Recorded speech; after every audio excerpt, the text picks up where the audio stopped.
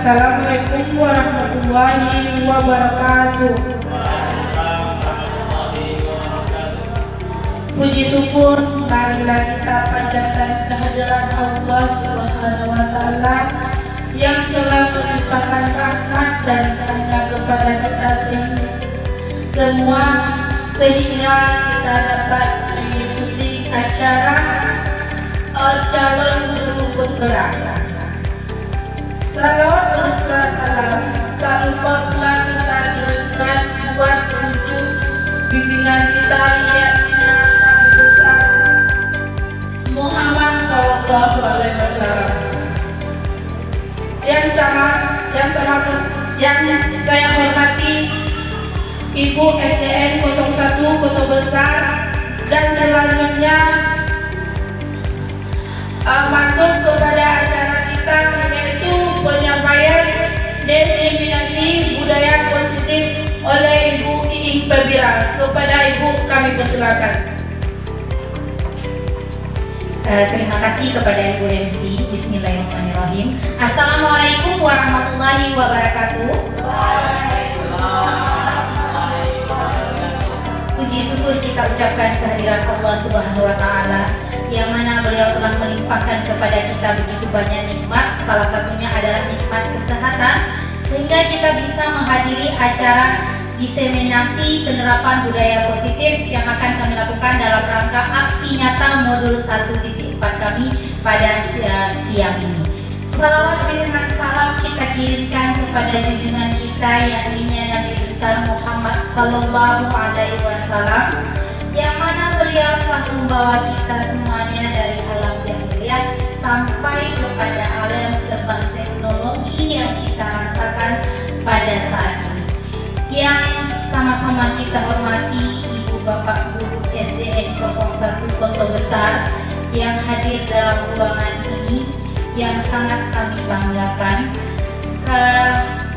Pertama kali saya mengucapkan rasa terima kasih saya sebesar-besarnya kepada Ibu dan Bapak Guru SDN 01 Kota Besar yang telah mau meluangkan waktunya sedikit di sela-sela kesibukannya yang luar biasa dalam rangka diseminasi penerapan budaya positif kami untuk menyebarkan aksi nyata kami pada modul 1.4 ini.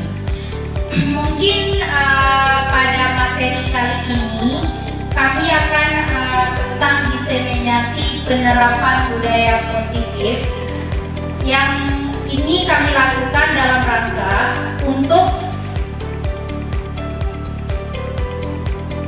aksi nyata modul 1.4 penerapan budaya positif. Ini merupakan tugas kami dalam rangka untuk CGP Angkatan 9 penyebaran tentang budaya positif. Sebelumnya Bapak Ibu, materi ini sangat luar biasa sekali bagusnya untuk kita ketahui karena pengaruh materi ini terhadap anak luar biasa sekali. Kemudian sebelum kita memulai materi masuk, saya mau melakukan briefing dulu sebentar supaya penyegaran. Kami mohon kepada seluruh ibu-ibu dan bapak untuk berdiri ke depan dulu sebentar semuanya.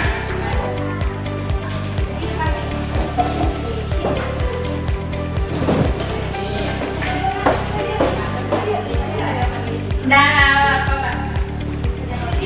menghadap ke sini ibu menghadap ke sini semuanya, ibu menghadap ke sini semuanya menghadap ke sini. Nah, semuanya berdiri muatkan. Kita briefing dulu sebentar sebelum kita mulai supaya otak kita ini lebih fresh dan fokus untuk mendengarkan materi tadi. Tangannya diginikan. Kedua-duanya. Kedua-duanya. Satu tangan apa? Tangan kanan. Ya. Seperti yang punya ibu siapa? Gitu.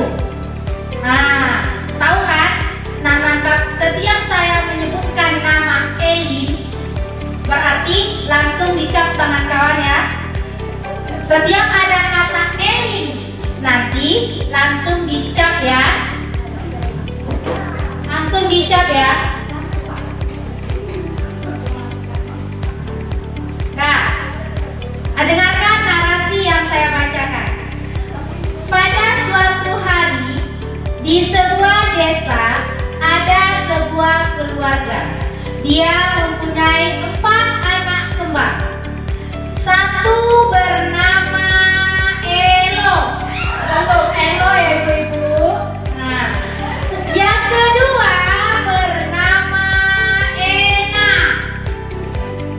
Yang ketiga anaknya bernama Eli. Ayo siapa yang ketangkap? Ida rupanya bisa nangkap, Tessa bisa nangkap. Hebat. Nah, kita lanjutkan lagi, kita coba lagi melatih konsentrasi kita. Keempat anak tersebut mereka berpetualang di sebuah hutan. Kemudian mereka berlari. Ternyata Elo dia tersandung sama akar pohon.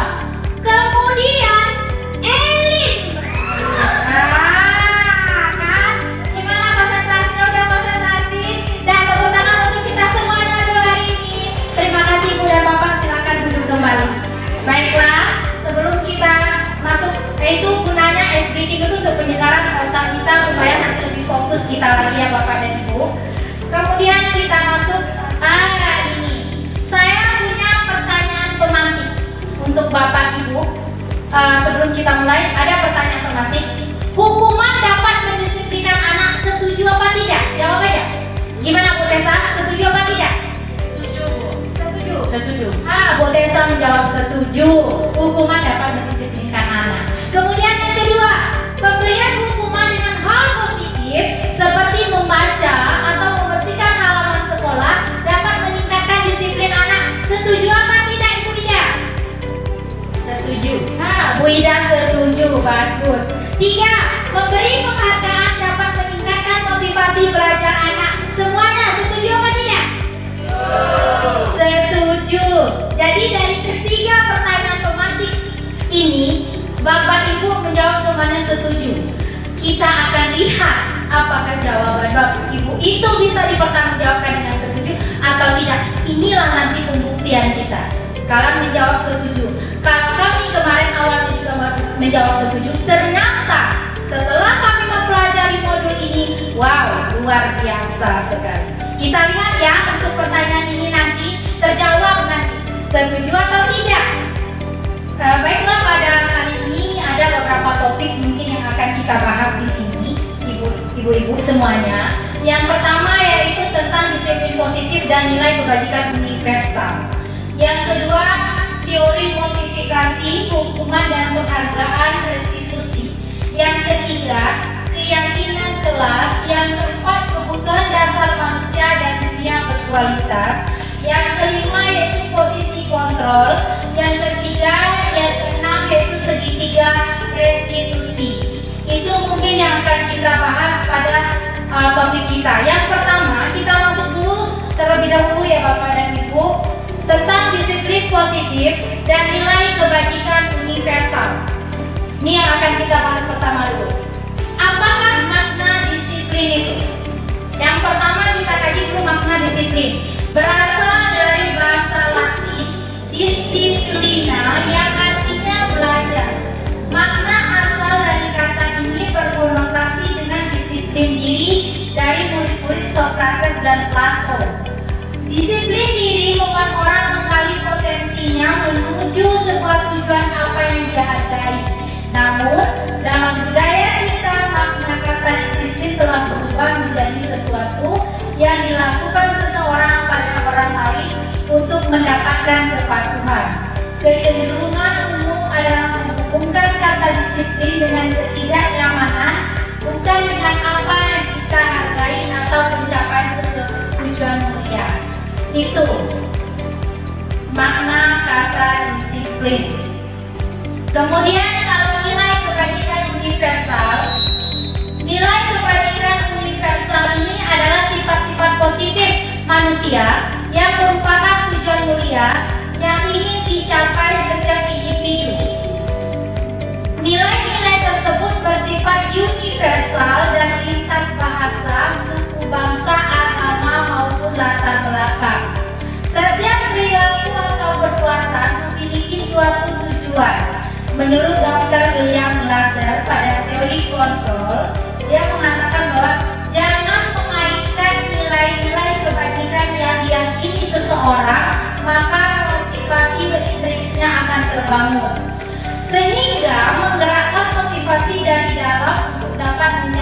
tujuan mulia yang diinginkan. Nilai-nilai kebajikan yang ingin dicapai oleh setiap anak Indonesia kita kenal dengan profil pelajar Pancasila. Kita tahu bahwa elemen profil pelajar Pancasila itu ada berapa elemen? Ada 6 ya. Dimulai dari beriman dan bertakwa pada Tuhan Yang Esa dan berakhlak mulia, berkebinekaan global, gotong royong mandiri, kreatif dan berakhlak kritis. Nah, itu elemen dari profil pelajar Pancasila. Kemudian kita masuk yang kedua, teori motivasi, hukuman, penghargaan, restitusi. Kita masuk lagi ya Bapak Ibu. Nah, ini dia. Akan terjawab nanti pertanyaan pemantik tadi. Teori motivasi itu berlaku masa itu ada 2 ya Bapak Ibu. Yang pertama, motivasi eksternal. Yang kedua, motivasi internal. Eksternal itu motivasinya berasal dari luar. Ada dorongan, ada motivasi dari luar. Namun kalau internal motivasinya dari mana? Dari dalam diri sendiri ya mereka tergerak. Ini misalnya ada untuk menghindari ketidaknyamanan atau hukuman. Contohnya kita ya, apa yang terjadi apabila saya tidak melakukannya? Itu termasuk motivasi eksternal. Kemudian untuk mendapatkan imbalan dari orang lain, itu termasuk motivasi eksternal. Apa yang akan saya dapatkan apabila saya melakukannya? Itu bentuk pertanyaan terhadap diri kita ya. Apa yang akan saya lakukan apabila apa yang akan saya dapatkan apabila saya melakukannya? Itu termasuk motivasi eksternal. Kemudian motivasi internal, tujuan disiplin positif. Motivasi internal ini berasal dari diri kita sendiri. Untuk menghargai diri sendiri, saya akan menjadi orang yang seperti apa bila saya melakukannya. Jadi motivasi internal itu untuk menghargai diri sendiri. Apabila saya melakukan ini bukan untuk ada penghargaan apa, tapi untuk dirinya sendiri. Itu nih motivasi internal. Jadi jenis motivasi tadi ada 2, eksternal dan internal. Kita lihat lagi ya Bapak Ibu, next selanjutnya. Merdeka. Kalau menurut Ki Hajar Dewantara, kita kan sekarang mengumumkan tentang tujuan merdeka. Menurut Ki Hajar Dewantara, merdeka itu artinya tidak hanya terlepas dari perintah, akan tetapi juga cakap buat memerintah diri sendiri. Ini yang perlu digarisbawahi Bapak Ibu. Ki Hajar Dewantara pemikiran konsep keteladanan sikap merdeka. Tuh, jadi terhadap diri sendiri, terlepas dari merdeka. Merdeka kita dulu terhadap diri sendiri. Nah, ini contoh. Dihukum oleh penghargaan. Kita mengatakan bahwa penghargaan itu berlaku sama dengan hukuman. Dalam arti meminta atau membujuk seseorang melakukan sesuatu untuk memenuhi suatu tujuan tertentu dari orang yang meminta atau membujuk. Dorongannya eksternal dan ada faktor ketergantungan. Beberapa dampak pemberian penghargaan. Ini yang paling fatal ya Bapak dan Ibu.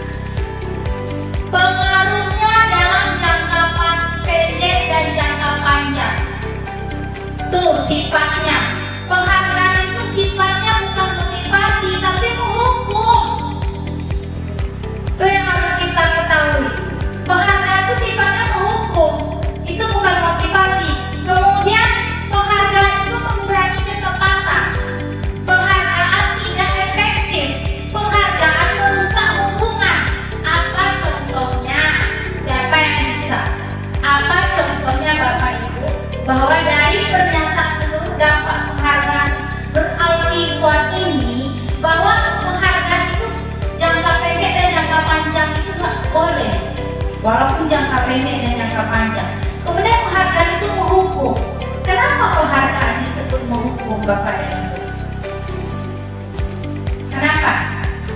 Contoh, misalnya kita pernah berkata sama anak kita, siapa yang duluan selesai akan ibu kasih nilai 100. Ya nak, akan ibu kasih nilai 100. Mereka bertugas menyelesaikan karena nilai 100. Jadi yang lain akan berkata mereka, tidak usahlah kita kerjakan, akan dia aja yang dapat nilai 100, kita nggak akan ada. Nah, itu jatuhnya kepada penghargaan memberi kesempatan, penghargaan merusak hubungan. Jadi timbul rasa iri. Temannya itu penghargaan itu dia pasti ada anak bertanya itu seperti ini juga sama kita. Bu, ini dinilai apa tidak? Ada anak berkata anak itu bertanya seperti itu. Bu, ini dinilai apa tidak? Nah, pertanyaan itu kita jawab tidak. Kalau guru dia menjawab tidak, apa dia lakukan? Tidak mengerjakan. Udah salah apa tidak kita itu? Jadi dia melakukan karena apa? Mengharapkan penilaian, motivasinya baik atau tidak? Tidak. Kalau untuk dalam jangka panjang itu dilakukan akan merusak hubungan, akan mengurangi kecepatan. Tak boleh dilakukan reward itu. Cuma nanti seperti itu nanti yang kita berikan. Merusak hubungan itu bisa membuat orang iri. Motivasi itu tidak tepat, mereka tidak sadar bahwa kalau tidak ada nilai, mereka tak mau mengerjakannya. Jadi mereka mengharapkan nilai aja, mereka mengharapkan reward aja. Jadi tidak ada kesadarannya. Begitu pula untuk peraturan kita di sekolah ini. Siapa yang tidak pakai topi hari Senin dihukum. Jadi mereka takutnya karena apa? Karena hukuman. Tak bagus dalam jangka. Jadi tak ada kesadaran dari mereka sendiri yang kita ciptakan. Oh, seharusnya mereka tuh sadar. Oh, hari Senin kita pakai topi dan nasi ya. Itu peraturannya. Jadi mereka tidak ada melanggar satu hukuman itu. Terpaksa. Nah, yang kata terpaksa itu tidak dibolehkan lagi sama anak kita.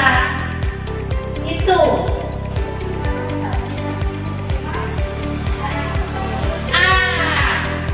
Ayo. Kalau kita tidak kasih hukuman, anak kita tidak akan jerah terus menerus, dia akan melanggar peraturan. Gimana caranya supaya anak itu tidak melanggar aturan lagi? Bagus Bu Tessa, pertanyaan Bu Tessa, gimana sih kalau kita kasih hukuman, anak itu akan terus melakukan pelanggaran? Bu Tessa, kita ini butuh proses. Kita berproses untuk lepas dari hukuman, penghargaan, semuanya itu butuh proses Bu Tessa. Perlahan-lahan kita terapkan kepada anak. Jangan pernah satu kuncinya sebagai guru kita, jangan pernah bosan, harus ikhlas terus-menerus memberikan kepada anak yang menyebutkan kepada anak bahwa itu adalah sebuah peraturan. Tidak pernah bosan. Kalau lama-lama nanti hasilnya mungkin memang perlahan-lahan akan kita dapatkan, tapi kita sudah berusaha Bu Tessa. Kembali lagi kepada kita akan menghindari hukuman ini Bu Tessa, karena hukuman itu sifatnya motivasinya eksternal, dorongan dari luar. Kita akan menyadari, tapi kita akan membentuk karakter kan. Mereka akan menyadari diri mereka sendiri. Memang butuh proses Bu Tessa, butuh proses. Semuanya kita berproses. Bagus sekali, perlahan-lahan kita sebagai seorang guru, kembali lagi kita jangan pernah bosan. menerus memberitahu kepada anak. Tuh dia. Next. Nah, dihukum oleh penghargaan. Penghargaan menurunkan kualitas. Penghargaan mematikan kreativitas. Penghargaan mengurangi motivasi intrinsik. Mematikan kreativitas. Penghargaan. Kreativitas salah ya, kreativitas. Penghargaan mengurangi kreativitas. Siapa yang bisa memberi contoh bahwa penghargaan itu bisa mengurangi kreativitas kita? Apa contohnya? Nah, bagus Bu Novi, ayo. Penghargaan mengurangi kreativitas. Terima kasih Bu Ira. Kalau di sini menurut saya penghargaan yang mematikan kreativitas, misalnya kita memberikan penghargaan kepada anak itu tentang satu bidang kerja, misalnya siapa yang selesai cepat seperti bilang tadi boleh dapat nilai 100. Itu dia hanya tahunya hanya di bidang menulis cepat saja, tapi apa yang dia tulis, apa yang dia kerjakan dia tidak tahu. Dia cuma berpikir bahwa dia hanya dapat nilai 100 saja, sedangkan yang lain tidak dia pikirkan. Terima kasih. Luar biasa sekali ya Bu Novi jawabannya penghargaan mematikan kreativitas ini. Dia bilang bahwa anak itu terfokus hanya untuk mencapai nilai. Mencapai nilai aja, tanpa dia bagaimana caranya dia harus dapat nilai 100. Tanpa dia tahu ada lagi yang harus dimunculkan gitu. Kemudian yang mematikan kreativitas ini ada satu. Mungkin teman ini disuruhnya waktu pelaksanaan, saya contohkan ya Bapak dan Ibu, kita pelaksanaan upacara bendera, pasti deh yang tadi pilih pasti orang. Tidak karena itu orang nyele-nyele pintar, dia sudah jelas pintar, pasti ya. Padahal anak ini punya apa? Potensi dan kemampuan. Walaupun kita dimimpikan dengan kata seperti ini, misalnya nanti, ayo siapa yang mau cepat, siapa yang mau, ayo siapa yang mau nanti bukan sini itu. Pasti mereka akan ngomong ini, alah nggak usah lah kita, yang pintar aja atau yang dididik sama ibu, udah jelas kita yang apa-apa ini apalah. Mematikan tak kreativitas mereka, yang sebenarnya mereka mempunyai kompetensi dalam diri mereka, kemampuan mereka, tapi karena suatu penghargaan itu bisa mematikan kreativitas anak. Tuh dia, reward penghargaan. Nah, bentuk program kebajikan atau apresiasi. Dalam memberikan apresiasi atau pengakuan perlu diingat beberapa hal.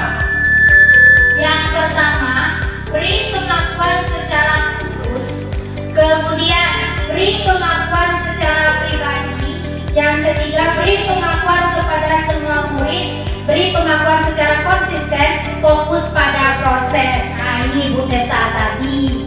Perlahan-lahan kita memberikan apresiasi atau pengakuan. Ada beberapa hal yang perlu diingat. Jangan lagi mengasih reward. Ini yang harus kita lakukan.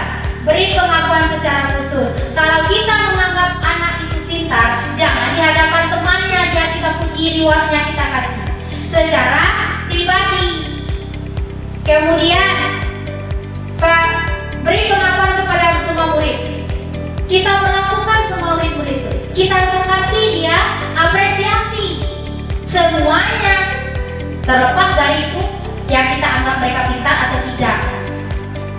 Sebenarnya anak itu tidak ada yang anak bodoh ya Bapak dan Ibu, semuanya pintar. Ada yang mengatakan anak bodoh tidak ada, tapi terletak pada siapa guru yang mengajarinya. Tuh. Kemudian secara konsisten, nah itu tadi kita butuh proses kita secara konsisten. Jadi jangan pernah ikhlas dan tidak pernah bosan kita sebagai seorang guru. Itu dia apanya. Nah, ini ada perbedaan antara hukuman dan konsekuensi. Kita lihat dulu perbedaan antara hukuman dan konsekuensi.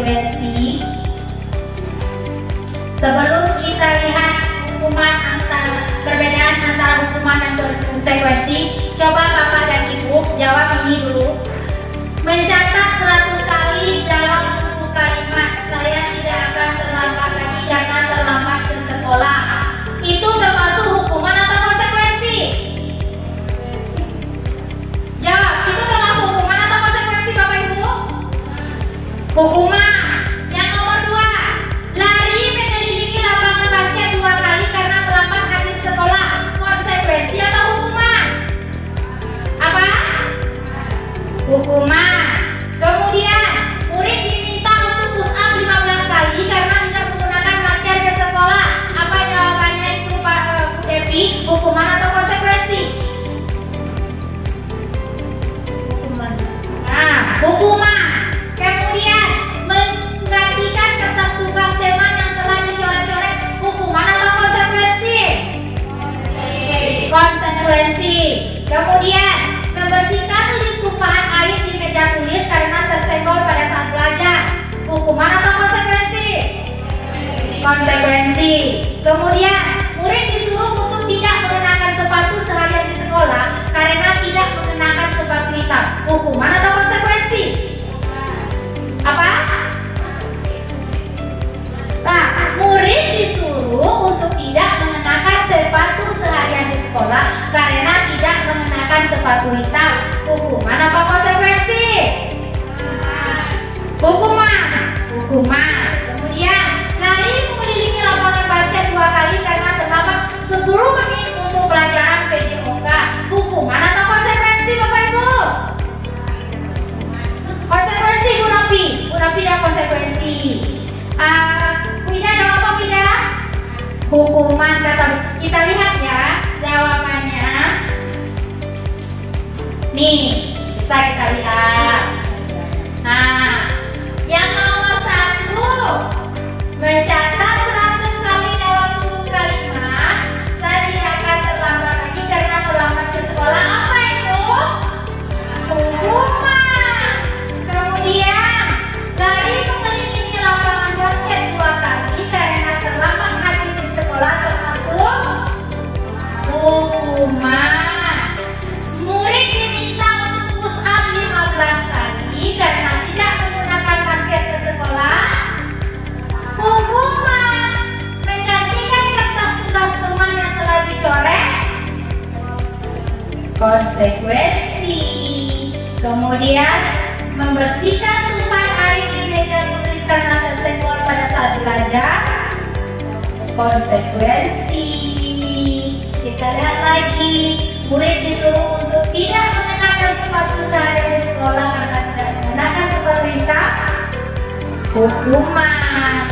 Kemudian lari mengelilingi lapangan basket 2 kali karena terlambat 10 menit untuk pelajaran PJOK. Konsekuensi. Masih bingung ya perbedaan konsekuensi dan hukuman? Kita lihat ya Bapak dan Ibu. Kita masuk dulu apa itu restitusi. Sebelum masuk ke paparan tadi, restitusi adalah proses menciptakan kondisi bagi murid untuk memperbaiki kesalahan mereka sehingga mereka bisa kembali pada kelompok mereka dengan karakter yang lebih kuat. Restitusi juga merupakan proses kolaboratif yang mengajarkan murid untuk mencari solusi untuk masalah mereka dan membantu murid berpikir tentang orang seperti apa yang mereka ingin menjadi tujuan mulia dan bagaimana mereka harus memperlakukan orang lain. Kita akan kembali ke sini nanti. Restitusi penyelesaian masalah. Jadi kalau ada anak itu bermasalah jangan hukuman lagi yang dikasih. Kita selesaikan dengan restitusi ini nantinya. Itu dia. Sekilas sebelum kita masuk ke selanjutnya. Ini dia identitas perbedaan antara hukuman, konsekuensi dan restitusi. Kalau hukuman sesuatu yang menyakitkan itu terjadi. Kalau konsekuensi sesuatu harus terjadi. Kalau restitusi merupakan pilihan. Penyelesaian masalah itu merupakan ada pilihannya. Tapi dalam penyelesaian masalah kalau hukuman harus terjadi. Kalau hukuman ya, kalau konsekuensi sesuatu itu harus terjadi. Ini meyakinkan itu menyakitkan. Kalau hukuman menyakitkan apa tidak? Menyakitkan apa tidak? Kalau kita bisa berbagi pengalaman, coba siapa yang bisa berbagi pengalaman? Pengalaman kalian waktu SD. Hukuman apa yang kalian ingat sampai umur kalian 30 tahun sekarang Bapak dan Ibu? Wida pernah menganggap, coba Wida ceritakan pengalaman Wida waktu SD, SMP, SMA. Sekarang umur Wida udah berapa? Saya udah 48 tahun. 48 tahun. Dari 48 tahun itu apa kisah hukuman yang paling Wida ingat? Kisah yang paling ingat tuh waktu zaman SD, waktu di udah membuat PR kan, disuruh maju ke depan tuh, ke angkat kaki sebelah, itu yang diingat sampai sekarang. Bagaimana Bapak dan Ibu pengalaman Wida tadi? Udah 48 tahun umurnya. Kejadiannya umur berapa waktu itu Wida? Sekitar 8 tahun. Kalau Bapak dan Ibu 40 tahun loh. Kita ingat hukuman itu. Begitu pula nanti anak didik kita. Untuk tahun yang akan 30 tahun semua besok, hukuman yang menyakitkan bagi dia, yang berbentuk hukuman akan melekat di kepalanya. Ya apa tidak? Contohnya kita sendiri aja. 48 tahun umur Wida tadi. Sampai sekarang 40 tahun kejadian itu berlalu ya Bapak dan Ibu semuanya. Apa yang dia ingat? Berdiri kaki sebelahnya sampai sekarang. Menyakitkan tak Wida? Ya. Karena yang menyakitkan itu memori kita sampai kapanpun ingat tak? Ingat. Itu pula nanti anak didik kita semuanya. Yang kita lakukan selama ini ternyata wah. Jujur ya, saya sendiri, kita pengen aja waktu ini belajar sudah di hati saya paling dalam. Kenapa?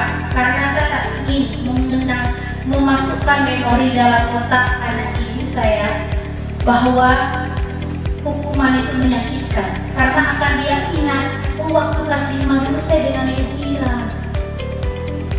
Yang kemudiannya, oh ini hukumannya diberikan. Makanya sekarang kemudian saya kurangi untuk memberikan hukuman. Saya akan nampakkan saya nggak mau lagi karena itu memorinya ya hal yang menyakitkan itu akan kita ingat terus dan Bapak. Mari sekarang dari modul inilah kita mulai lagi berbenahi diri. Yang biasa kita butuh proses tadi, perlahan-lahan kita tinggalkan. Bisa kita lihat identitas sukses itu konsekuensi, disiplin itu restitusi. Kalau identitas gagal adalah hukuman. Jadi kalau kita mau sukses dalam anak didik kita, jangan berikan hukuman, berikan konsekuensi dan restitusi. Kalau udah jelas hukuman itu identitasnya gagal, Bapak. Itu yang kita pakai. Nggak mau kan kita mau menjadi guru yang dikenang sepanjang hayat oleh anak didik kita. Terlepas dia dari sukses kita bangga sendiri, dia tidak akan mengingat hukuman yang kita berikan. Itu loh Bapak Ibu, perbedaan antara hukuman, konsekuensi dan restitusi bisa Bapak Ibu lihat. Kemudian ciri-ciri restitusi, penyelesaian masalah tadi kita dengan restitusi, kita harus garis bawahi ciri-ciri restitusi. Bukan untuk menembus kesalahan, namun untuk belajar dari kesalahan. Restitusi itu bukan untuk menembus kesalahan, tapi belajar dari kesalahan. Memperbaiki hubungan. Tawaran bukan paksaan. Kalau hukuman sifatnya apa?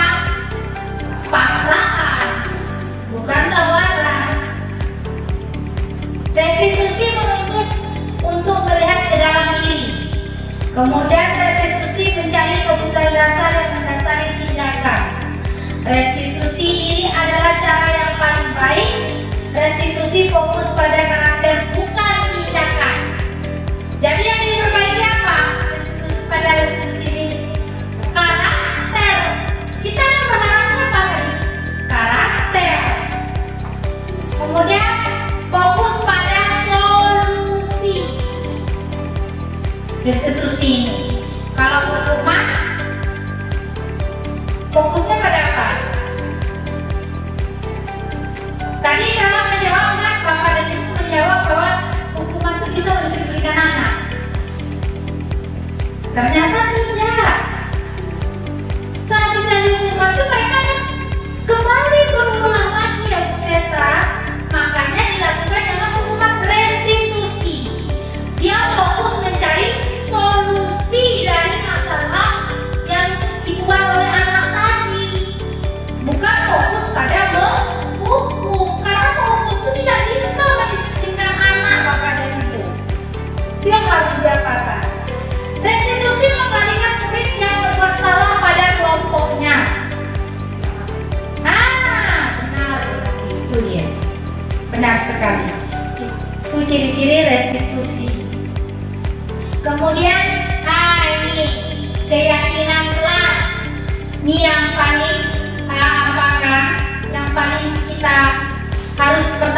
kita mulai, sebelum kita melakukan pemecahan masalah dengan restitusi tadi, kita mengapa tidak peraturan namanya?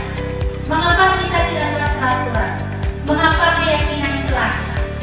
Nah, sekarang Bapak dan Ibu semuanya jangan peraturan lagi, keyakinan jelas.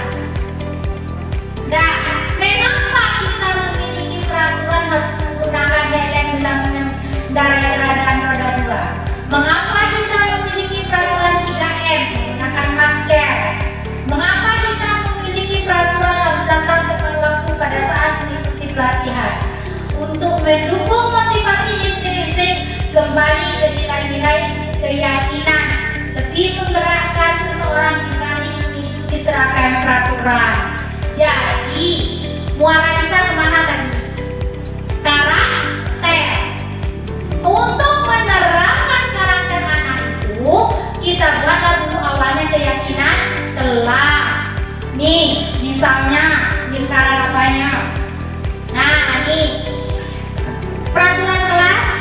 Dari peraturan kelas lahirlah keyakinan kelas. Dari keyakinan kelas terbentuklah lingkungan positif. Dari lingkungan positif terbentuklah budaya positif. Sekarang kalau seandainya keyakinan kelas ini kita hilangkan, hanya peraturan saja, saya yakin tidak akan terbentuk budaya positif karakter kita tadi. Makanya dibuat dulu peraturan, kemudian mengarah kepada keyakinan. Misalnya gini, peraturannya dilarang masuk harus 10 menit. Menjelang 10 menit menjelang pembelajaran, tidak boleh terlambat ya, tidak boleh terlambat. Ternyata keyakinan kelasnya kalau dia terlambat, apa itu? Menghormati. Keyakinan kelas itu menghormati orang apa tidak ya? Itu dibuat. Berarti kalau terlambat berarti tidak menghormati orang. Itu keyakinannya. Kalau sudah karakternya dia tidak menghormati, atau dia karakternya sudah baik, dia menghormati orang, tentu mereka tidak akan melanggar peraturan tenang, ya kan? Tidak akan melanggar kan? Akan terbentuklah lingkungan positif dan budaya positif. Itu Bapak dan Ibu. Nah, nih coba yang mana merupakan keyakinan kelas? Yang hijau apa yang putih ini Bapak dan Ibu? Coba mana yang keyakinan kelas? Coba ditengok kata-katanya. Yang hijau ini, yang putih ini, mana yang keyakinan kelas? Mana? Yang putih? Nah, bisa. Siapa bisa? Kenapa yang putih itu disebut keyakinan kelas?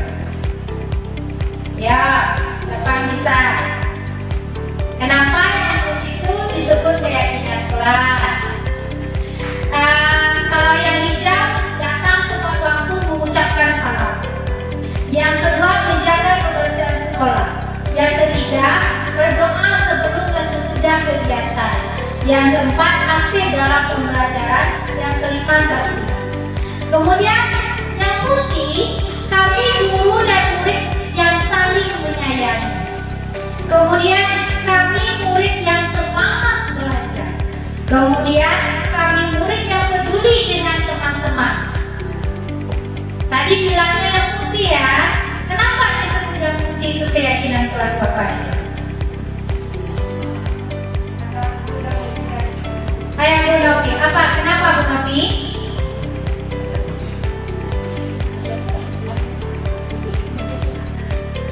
Terima kasih Bu ya.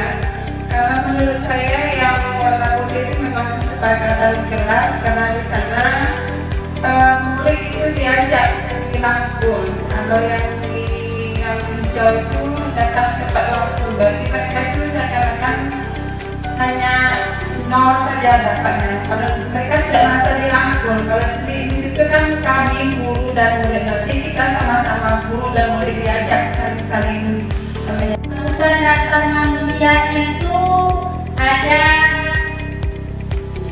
4 ya. Ada kasih, sayang dan rasa diterima, penguasaan, kesenangan dan kebebasan. Itu kebutuhan dasar manusia, sekilas kita tahu. Kemudian yang kelima kita masuk posisi kontrol. Posisi kontrol ada penghukum, merasa bersalah, ada teman, ada pemantau, ada manajer. Jadi Bapak dan Ibu semuanya, biasanya kita berada di posisi mana? Penghukum, jujur aja jawabnya. Penghukum. Kita lihat 5 posisi kontrol kita itu, yang pertama ada penghukum, kedua pembuat rasa bersalah, ketiga teman, keempat pemantau, kelima manajer. Ada kata-kata yang seperti ini. Kalau penghukum menghardik, menunjuk, kemudian menyakiti. Kalau posisinya pada pembuat rasa bersalah, guru itu akan berceramah. Berceramah dia mengatakan seharusnya ibu kecewa. Kalau posisi teman, membuat alasan-alasan untuk muridnya. Kalau pada posisi pemantau, menghitung dan mengukur. Pada posisi manajer, mengajukan pertanyaan. Jadi dalam penyelesaian masalah kita institusi tadi, 5 posisi kontrol guru ini, kita berada seharusnya untuk menyelesaikan masalah berada di posisi manajer. Kita lihat ya Bapak Ibu sebuah video tentang posisi kita tadi, berada di posisi mana kita. Nih 5 posisi kontrol. 2. Posisi membuat merasa bersalah. Kita simak semuanya video ini ya Bapak dan Ibu. 4. Posisi pemantau atau monitor. Dan 5. Posisi manajer. Untuk lebih memahami kelima posisi tersebut, mari kita saksikan kasus Naren yang terlambat hadir 20 menit di sekolah dan melihat bagaimana kelima posisi kontrol dalam menghadapi masalah tersebut.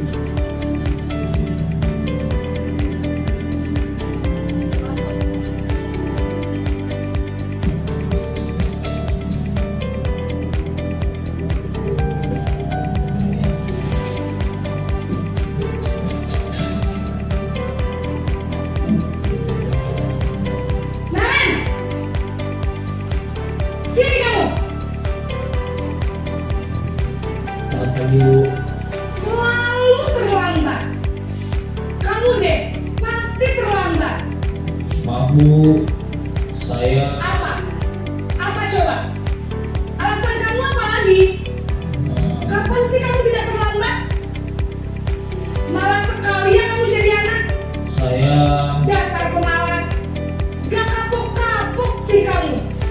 Sudah berapa kali terlambat? Sana, kamu keliling lapangan basket 2 kali. kenapa saya harus keliling lapangan basket Bu? Kenapa? Kamu melawan ibu? Berani-beraninya jawab. Sudah terlambat, masih berani jawab pula. Sekarang, keliling lapangan basket 5 kali sekalian. Biar kapok. Cepat. Pergi sana ke lapangan basket. Posisi penghukum biasanya berbicara dengan nada tinggi, menghardik, menunjuk-nunjuk, menyakiti, dan menyindir. Hukuman bisa berupa fisik maupun psikis. Ibu dan Bapak guru hebat. Dampak yang terjadi pada murid ketika guru berada pada posisi penghukum adalah murid cenderung akan memberontak, bahkan menyimpan dendam.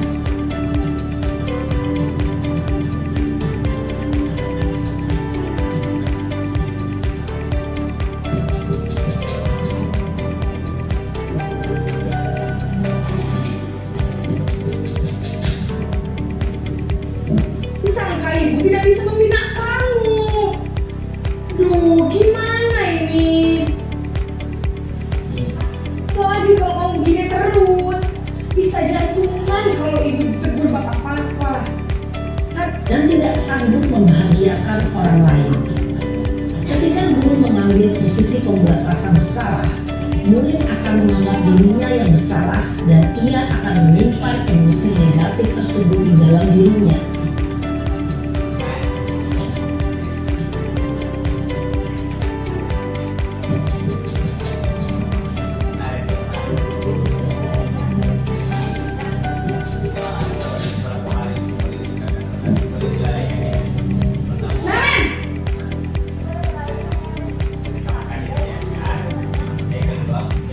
pagi Bu.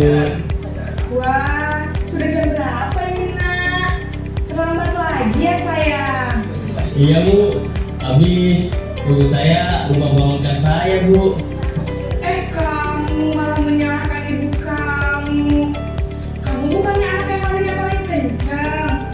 Kok terlambat sih? Iya Bu, saya memang terlambat bangun tadi.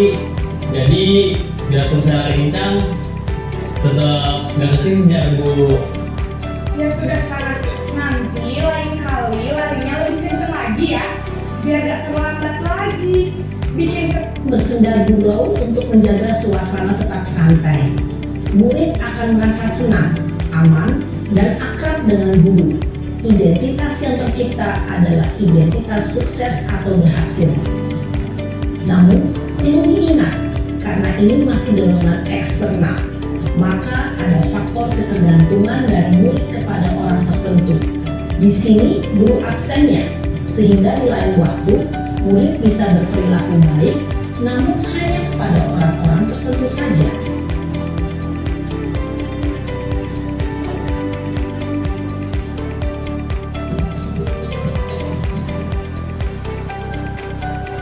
Selamat pagi Bu.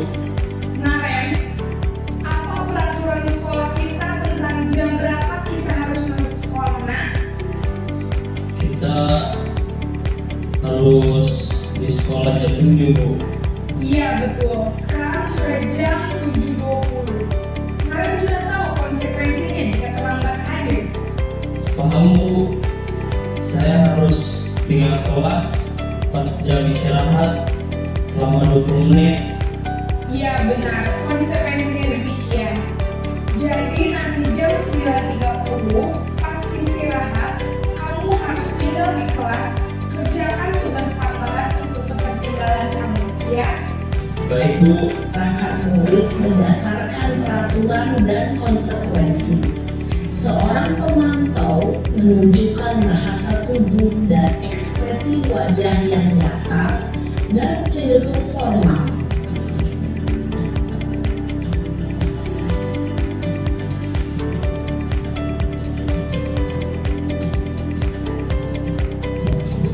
Posisi manajer ya Bapak Ibu, bisa kita lihat.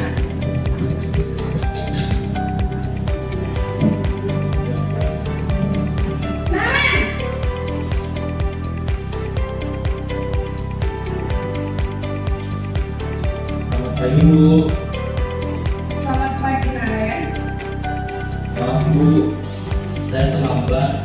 Iya, sekolah masuknya jam 7, sekarang sudah jam 7.20.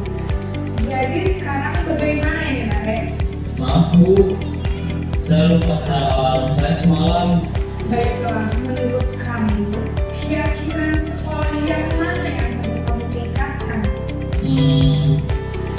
Menghargai diri sendiri dan orang lain mungkin ya Bu. Setuju. Jadi, apakah Naren meyakini prinsip saling menghormati tersebut? Iya Bu, saya meyakininya. Apakah Naren bersedia memperbaiki masalah keterlambatan ini? Bersedia Bu. Bagaimana kamu akan perbaiki masalah keterlambatan ini? Saya akan coba untuk tidak lupa menyetel alarm saya Bu.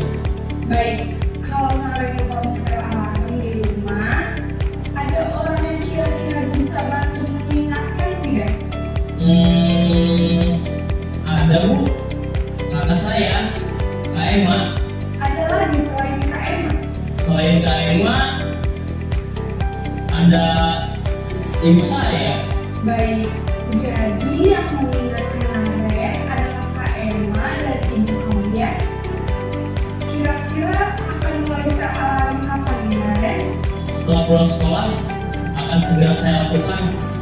Baik, jadi Naren akan setel alarm untuk bangun besok pagi dan akan diingatkan oleh kakak dan ibunda Naren ya. Ada lagi yang mungkin perlu dilakukan Naren agar tidak terlambat bangun lagi. Tidak ada Bu. Baik Naren, terima kasih untuk kerjasama kamu. Sekarang kamu perlu kembali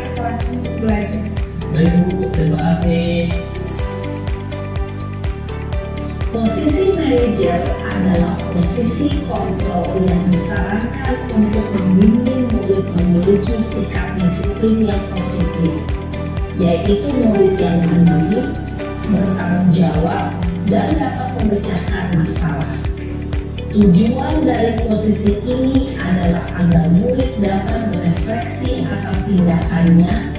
Guru akan dengan tulus memberikan pertanyaan-pertanyaan bermakna, sehingga membuat murid dapat belajar dari kesalahannya dan mencari sebuah solusi untuk menyelesaikannya.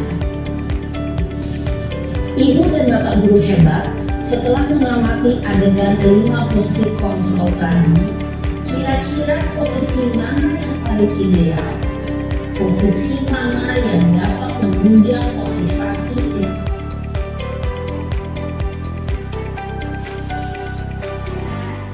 Ya, dari video tadi Bapak dan Ibu kita udah melihat kira-kira posisi mana yang dapat menunjang motivasi intrinsik siswa kita itu. Manajer ya, udah jelas itu disarankan.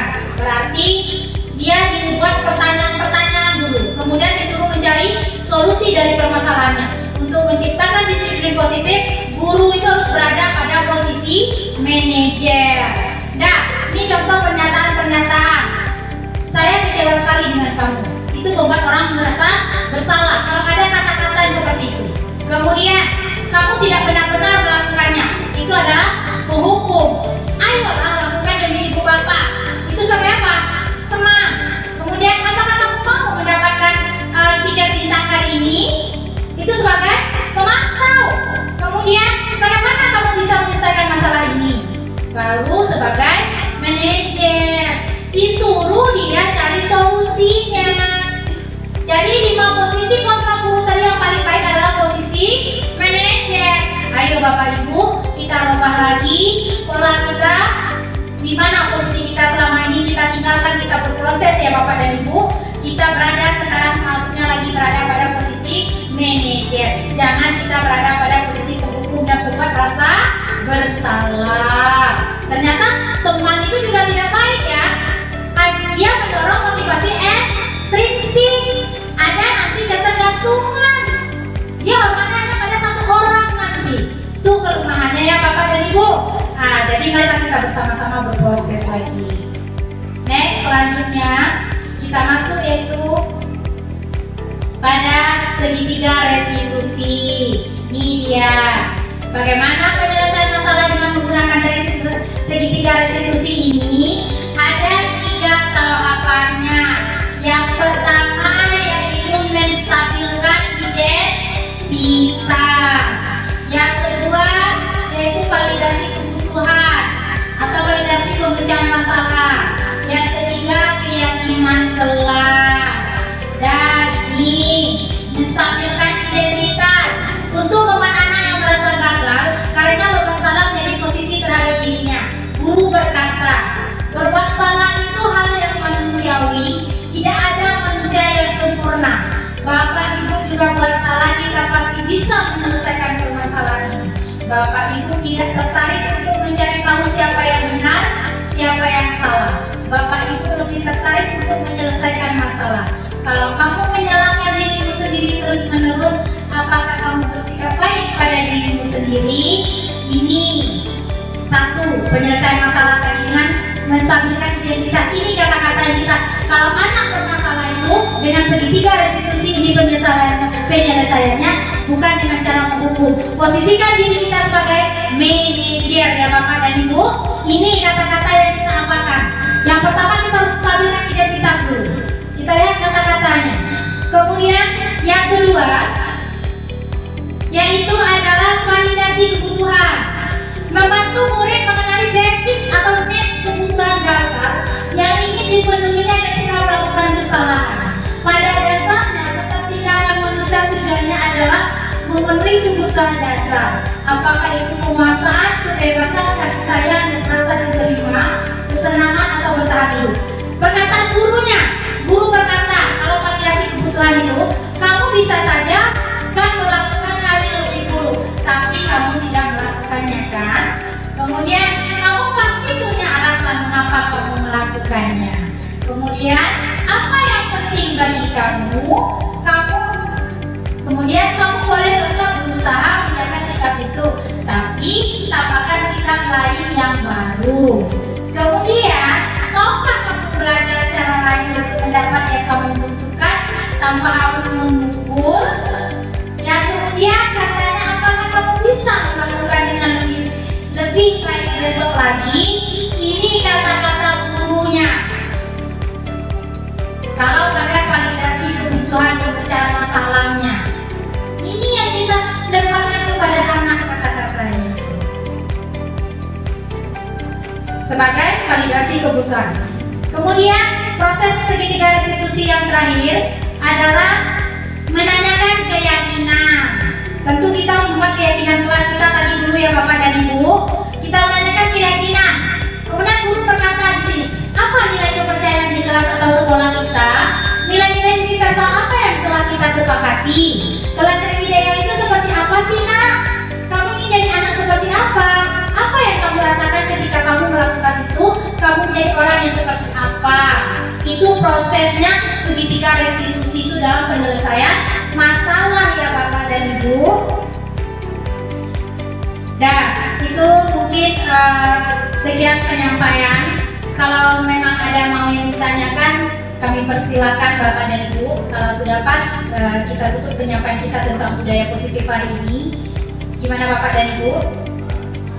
Pas ya, mudah-mudahan kita berada nanti pada posisi kontrol guru sebagai manajer. Dan mari kita berproses beransur-ansur dengan yang pertama membuat keyakinan kelas. Selanjutnya lagi, jangan kita menjadi guru sebagai seorang penghukum. Itu luar biasa Bapak Ibu. Jadi semuanya butuh proses ya Bapak dan Ibu. Mudah-mudahan kita bisa menciptakan karakter anak didik kita ke arah yang lebih baik lagi. Dan mudah-mudahan kita bisa menjadi guru yang dirindukan dan disenangi oleh murid-murid kita, yang bisa menciptakan karakter anak kita yang bermuara kepada profil belajar Pancasila. Sekian penyampaian dari saya. Sesuai dengan wabillahi taufiq wal hidayah. Assalamualaikum warahmatullahi wabarakatuh.